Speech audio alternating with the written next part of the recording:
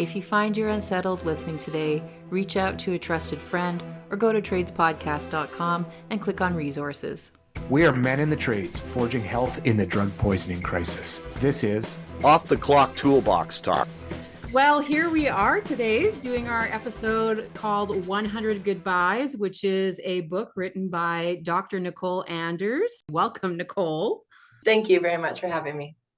And we're also co-hosting today with Daniel Snyder, who's back with us. Hi, everyone. Glad to be here today, and good to meet you, Dr. Anders. Nicole, how are you? Very good. I'm happy to be here. Call me whatever you want to call me. Excellent. You may have not want to have said that. No, it's okay. I go by a lot of names. Great. I'm wondering if right off the top, Nicole, you want to just offer a bit about your book, why you wrote it, and what this is.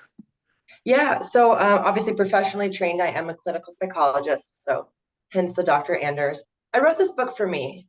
I wrote 100 Goodbyes and the subtitle, I guess, on addiction, heartache, grief, and love after my brother died.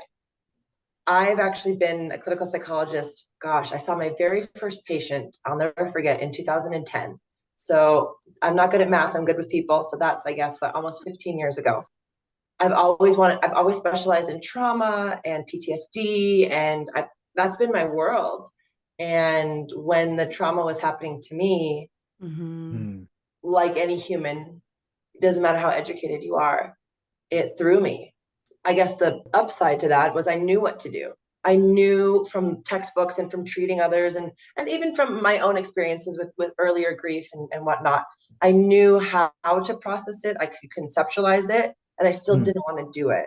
And it was still very difficult, and I struggled. And so one thing that I knew, you got to get everything out, whether that's to a friend or to a therapist or to your mom or to your dog. It doesn't really matter. Journaling, these are why all these different tools. So I knew the toolbox because I teach the toolbox. And I had to figure out a way to say, okay, I'm going to take these tools and I'm going to do them. And so when I started writing 100 Goodbyes, there was zero intention for it to be a book. It was a journal entry sort of thing for myself. It was a project. I'm very type A. I like projects. I like goals. I'm a big New Year's resolution kind of person. So if I set up my mind to something, I'm like, okay, I can achieve that. So I was just chatting with a friend on the phone and telling her I've been writing these letters to Cody. And she was like, I want to read them. I've always loved your writing. And we were friends, in college and through a lot of life. And so I just started posting them because posting gives you a little accountability and it gives you a space. And it, then that friend and a few other friends could see what I was going through and how they could help me and what I was feeling. And it just snowballed. A good friend of ours and a neighbor, he actually owned a publishing company, and we got to chatting about it, and he followed my posts and he said, I'd love to help you publish this. Like, it'd be my gift to you to help you publish this. So it's my heart. It's my story. So I try to get it in the hands of anybody who wants it. Yeah, it's been really amazing. The feedback I've gotten, and people tell me they feel less alone, and then I feel less alone, and it's a really nice thing. I think I even write in there the day that I was talking about publishing it, and it just kind of became its own thing. And then I will say I included the 5 chapters. That wasn't part of the original project. That came when I knew it was becoming a book. And I thought, well, how can I tie this together?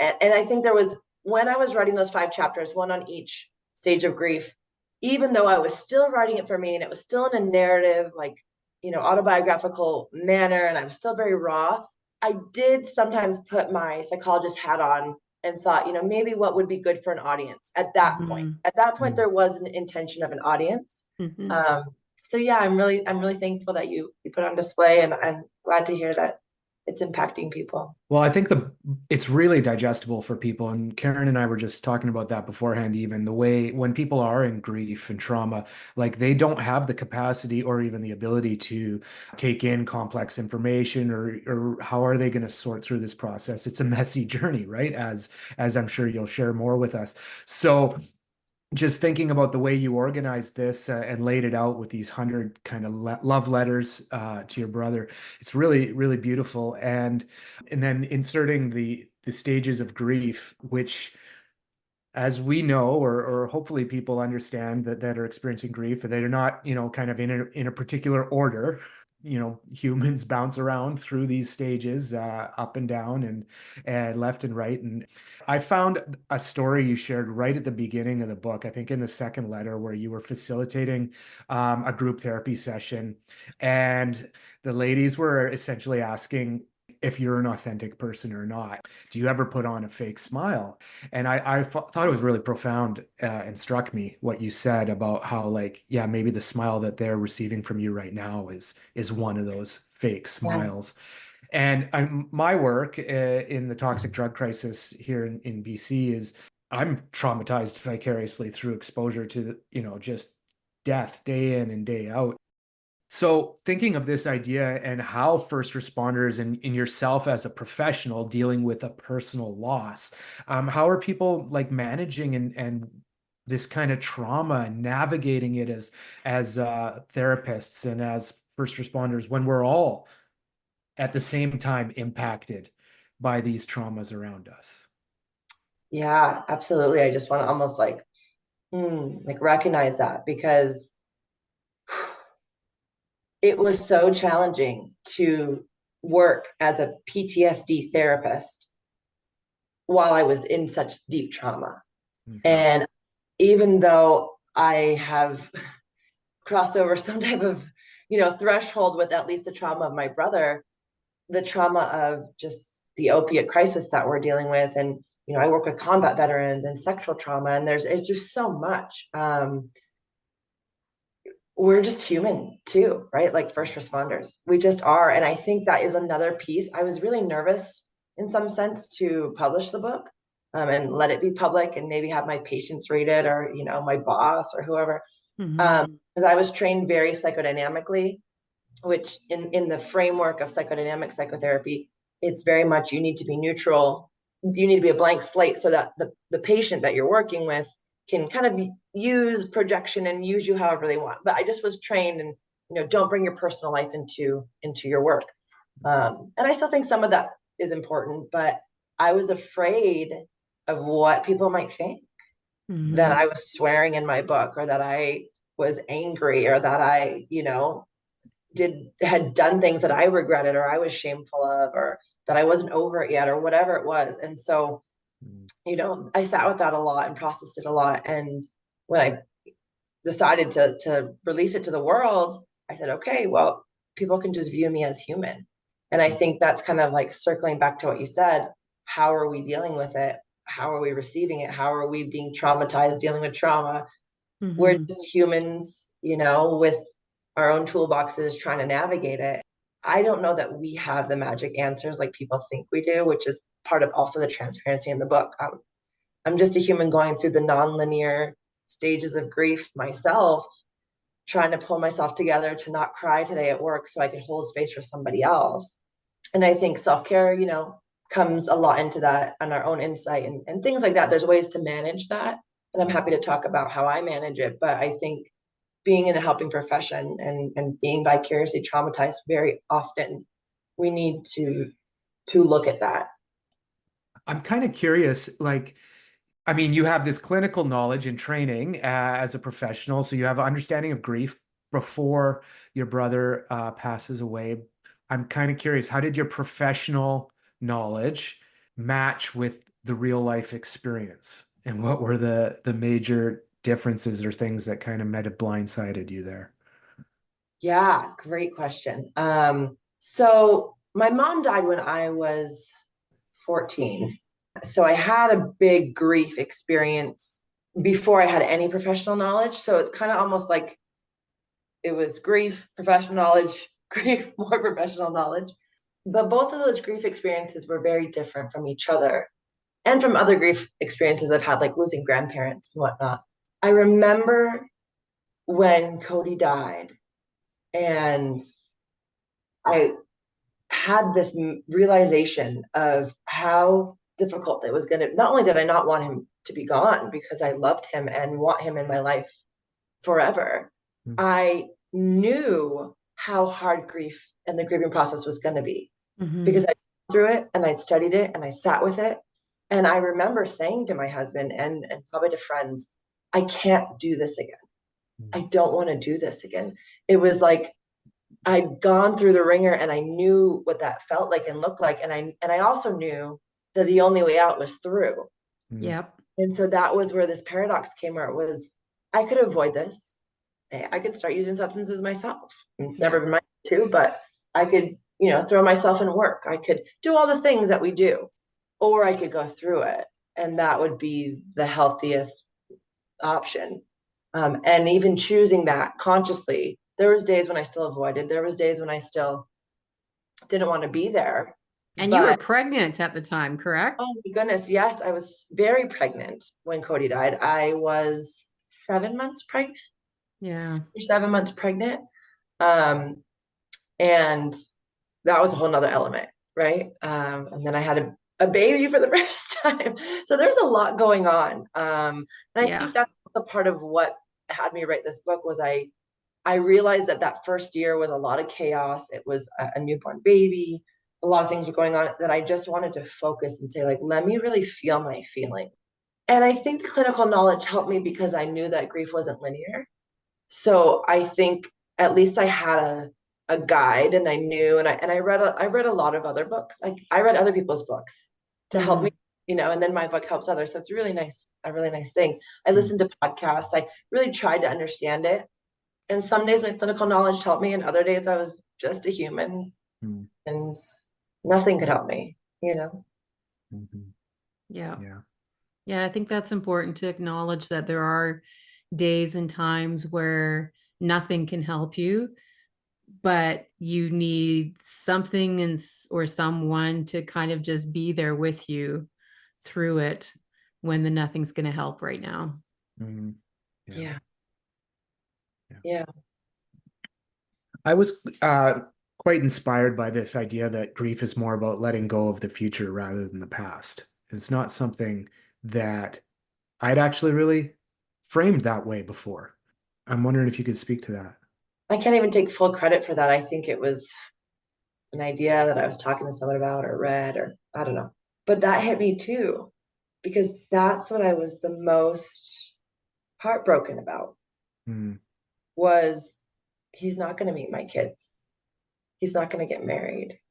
He's not going to have his own kids and do, take family vacations together like we thought, and take care of our aging parents, and, do all the things that you just expect. You just expect that this is the way it's going to be.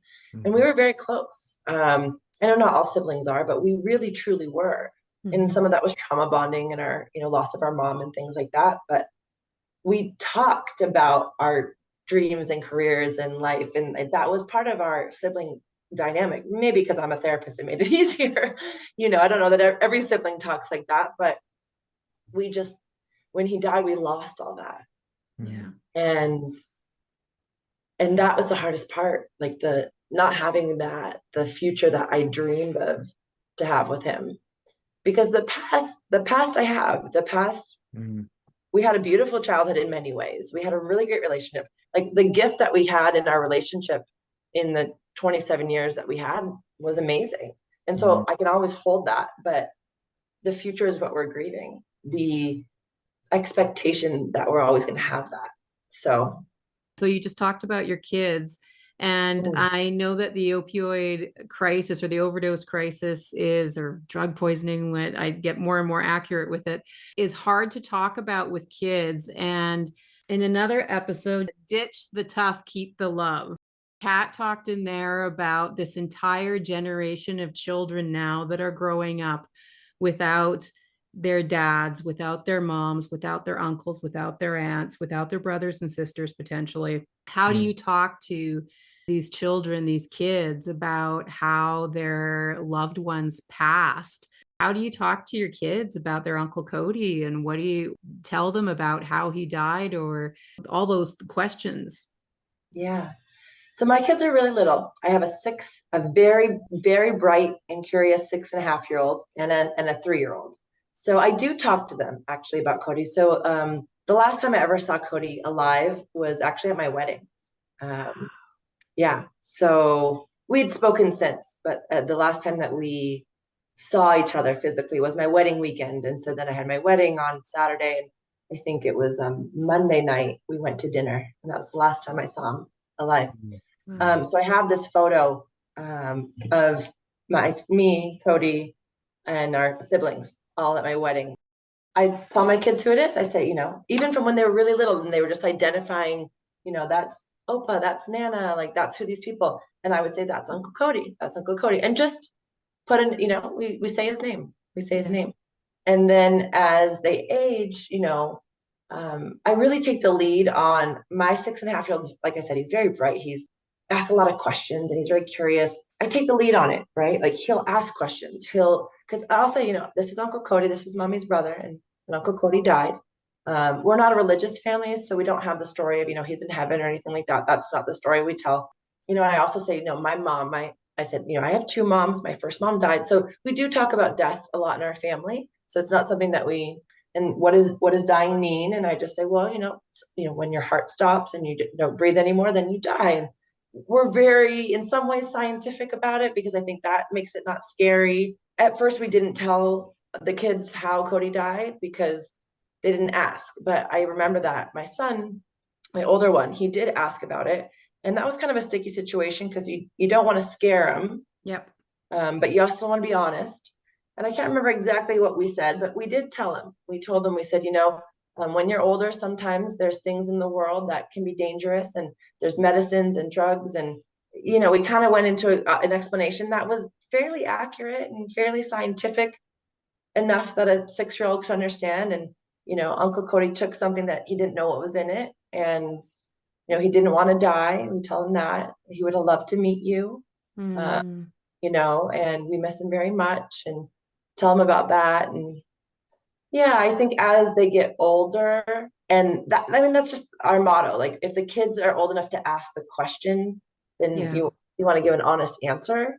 So if they were older, how I would approach it was I would be honest. I would talk about the toxic drug supply and why people use drugs. And I think that's something that Austin, my oldest, asked. He said, well, why would he take that?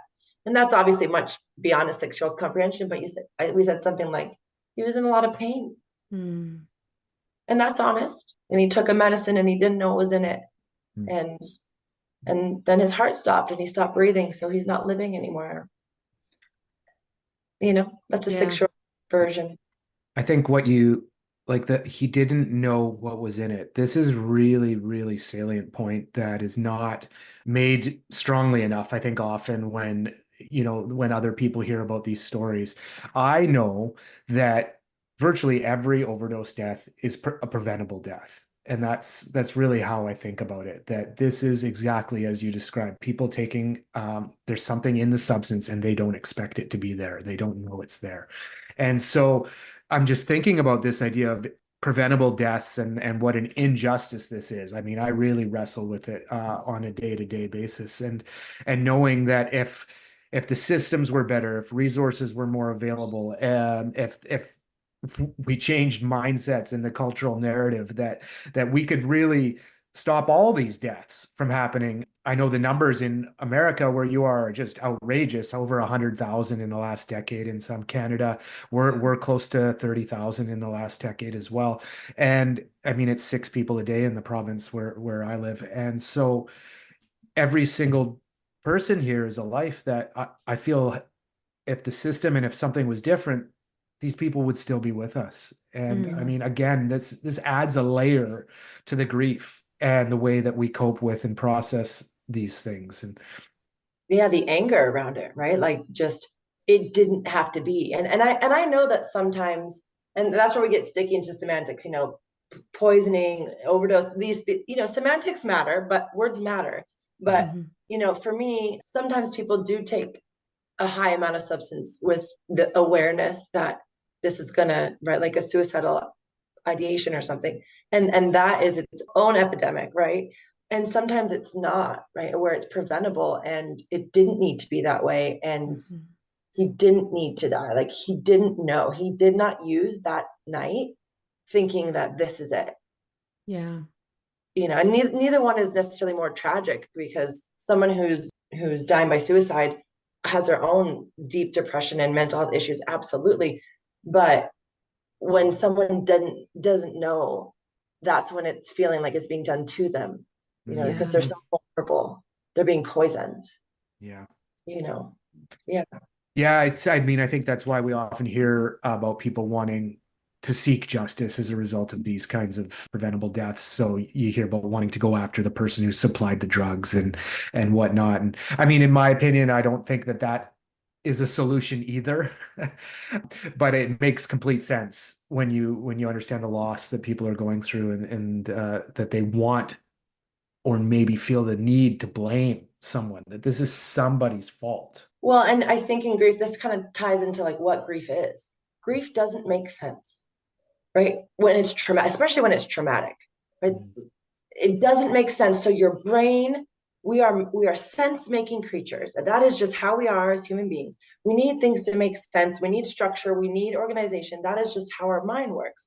So when it doesn't make sense, we go down rabbit holes trying to make it make sense. And if we can blame you or blame this or blame that, and it doesn't even mean the blame's baseless, but you can get really fixated on that. And I think there can be a lot of good from that energy.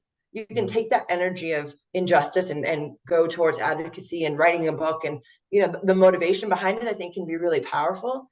And sometimes it leaves people feeling still just as empty and sad and in grief. And it can also be an avoidance strategy too. Interesting.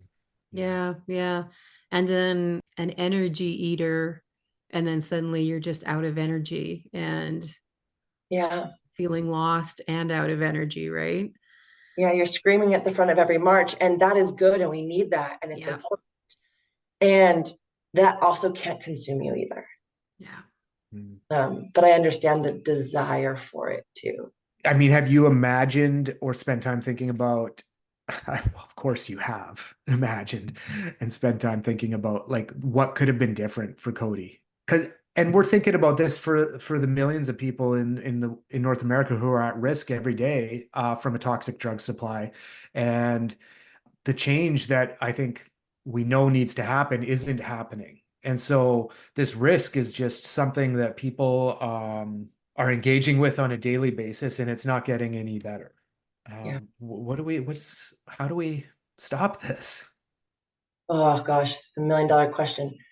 So yes, of course, I've thought about what could have gone differently. I think that's the bargaining phase of grief. And I think I spent a lot of time there. The others I could kind of work through. Sadness, you can cry it all out, right? Anger, you can rage dance. Like you can almost move through these other ones. Denial, well, I mean, life hits you in the face real quick. Acceptance, well, you get there eventually. But bargaining is the what ifs, the rabbit hole of if we could have done this, or if only I had this, or if I had this. And it's the mind going down that. There's so many things I would have liked to have done differently. Some of them systemic and things that are way outside my power. But if I could go back in time and do one thing differently with Cody specifically, it would be to be more loving.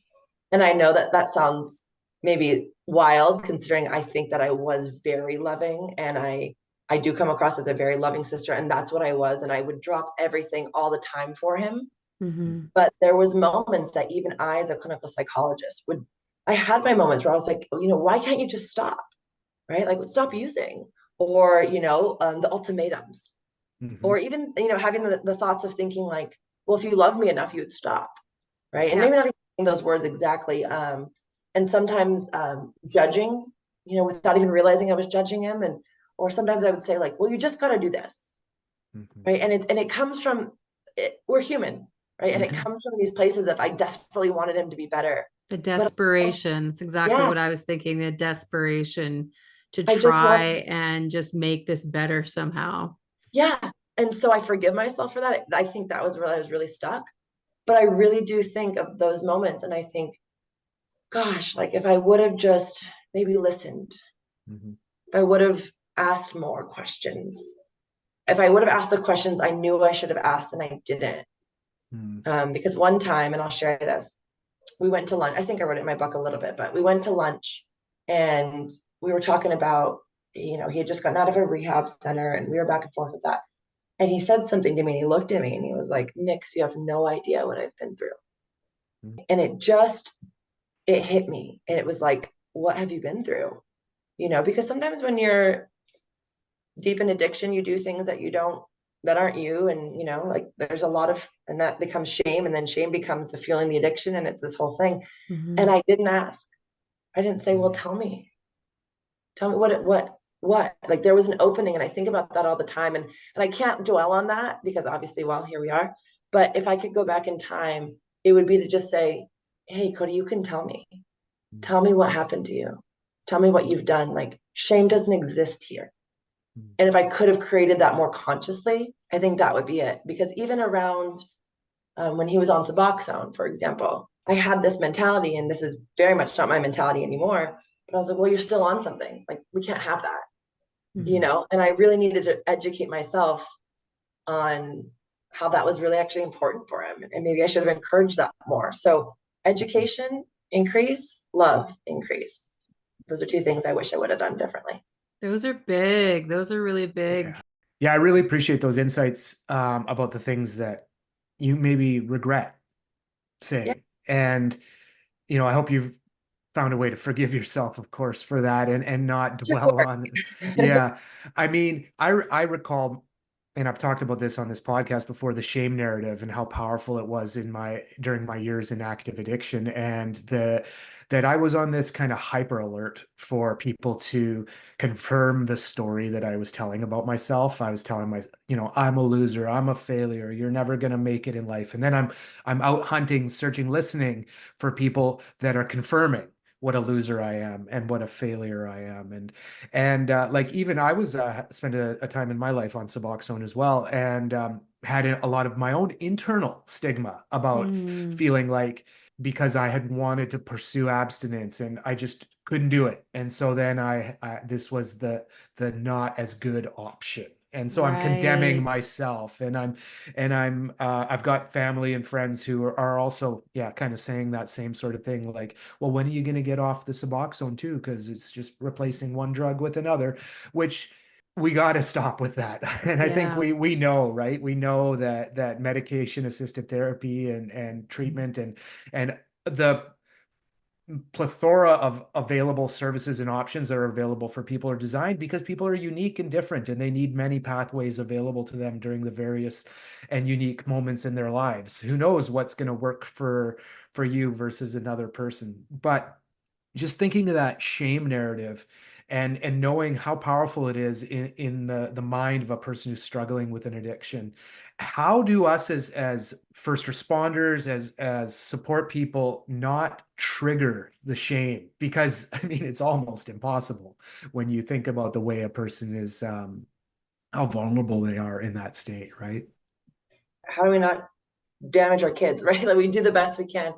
I think the most important thing is calling the elephant out, like being direct, right? Like I wish that I could have said to Cody, I know you probably feel ashamed, and that's human of you. That's one of my favorite lines that I say a lot in therapy to my patients. They'll tell me this whole thing that happened, and maybe they're ashamed, or maybe they're this, or maybe they're mad, or maybe they're whatever.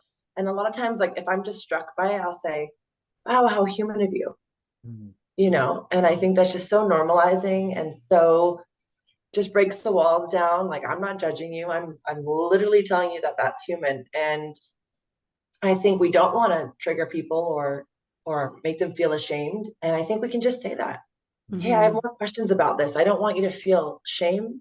Maybe you're going to feel that either way, but let's talk about it if you do, right? Talking about it is the cure. Really, it is. In any situation, you think about any relationship, any communication situation, anything, it's having that and calling it out, saying, here's what I'm feeling, here's what I'm thinking. I don't want to trigger you, so let me know if I am. Boom. Now you've diffused all the what ifs in your mind, and now neither of you have to be perfect. Like how human of you. Right? Yeah. And that common humanity piece is one of the pillars of accessing our self-love, our self-compassion. And that's all like the work of Dr. Kristen Neff. It's so key to establishing a healthy therapeutic relationship. Just accessing in ourselves our own self-love is to realize that, that's like just a human thing that we're going through. And It's the human in me recognizes the human in you. Mm, yeah. In the true meaning of namaste. Exactly. Right. Absolutely. So, Nicole, I mean, this has turned into kind of advocacy in a large part for Yeah. you. I mean, you're obviously helping a lot of others. This book is going to help people walk through and understand grief and be part of that journey for so many people. How did that emerge in your life? What does that advocacy look like today? I at first was really resistant to, I think, like outward advocacy. I didn't go to a march. I didn't go to a 5K.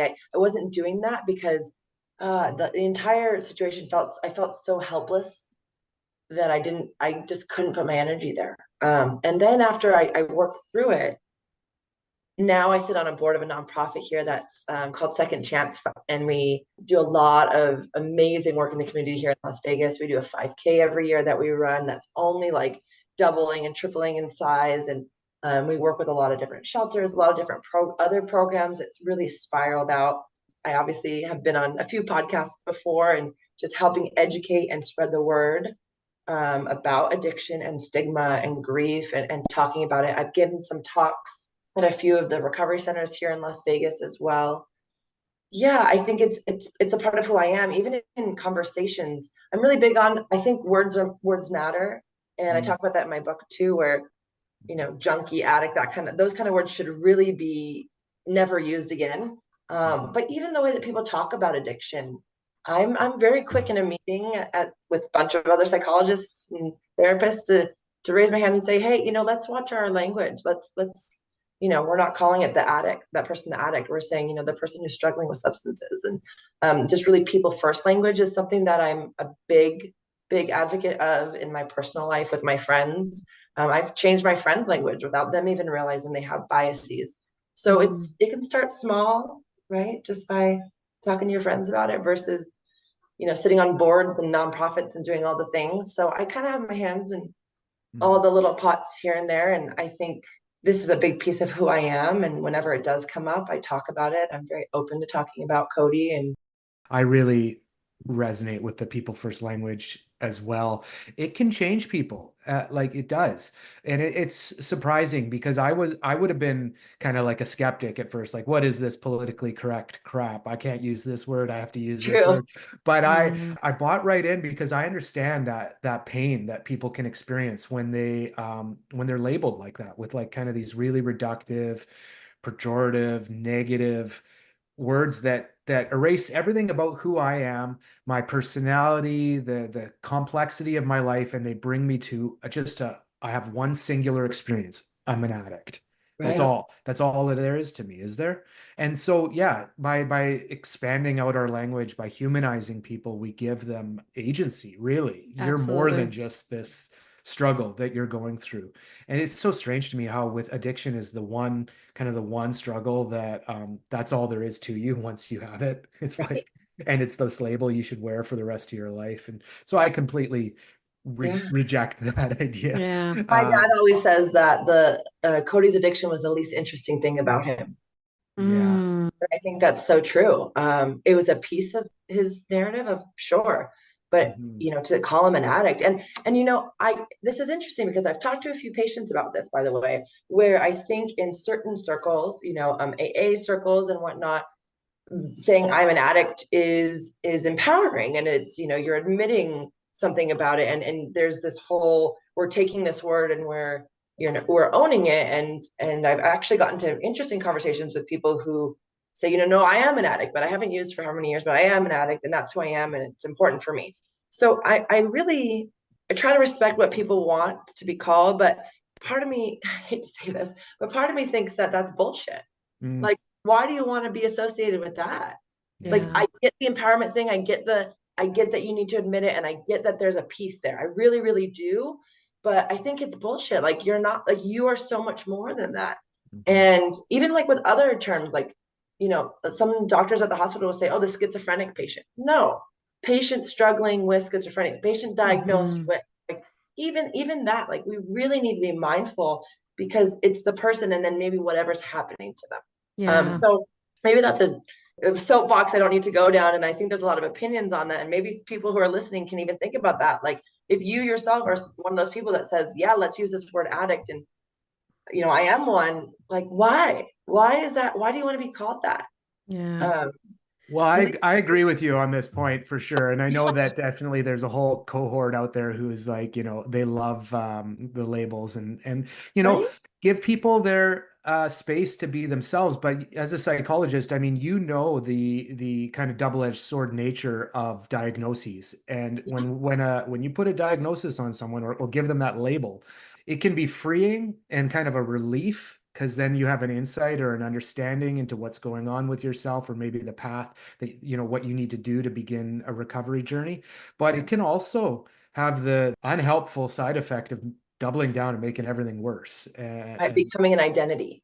Yeah. Yeah, you're right. I think there's this piece that can be freeing and helpful, and then very much not. So, and I'm not here to judge people. If that's the word that you want to call yourself, like, that's fine. But I still like kind of call bullshit on, like, let's be kind to ourselves. Let's call ourselves who we are, and then say, well, here's a piece of my puzzle, Yeah, that's how I see it. Like a piece of the puzzle or a part of the journey that you're going on. And if you're comfortable and proud and feel really good about calling yourself an addict, I will definitely accept you like that. But I know that's not the end of your story.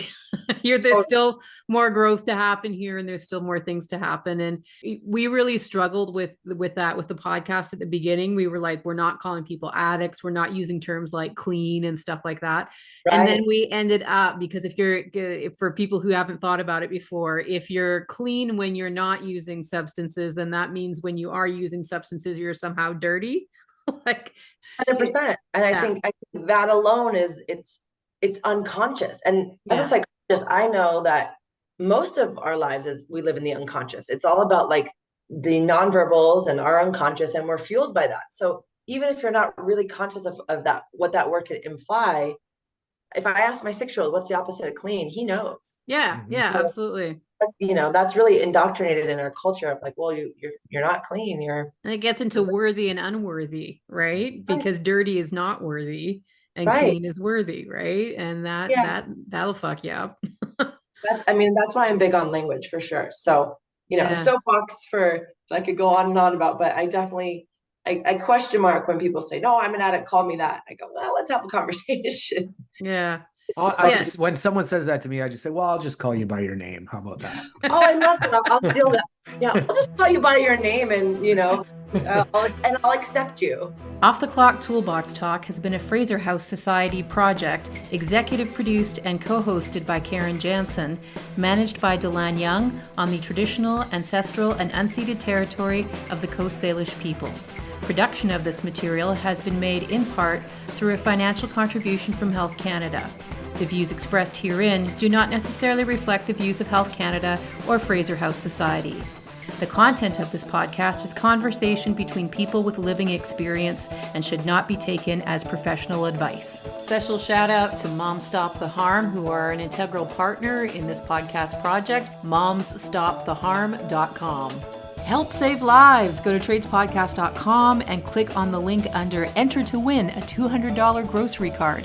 When you fill out the survey, you help us understand what's working and what's not. Each survey for each episode listened to is a separate entry. Information collected is for survey purposes only and is not shared. Help us, help you.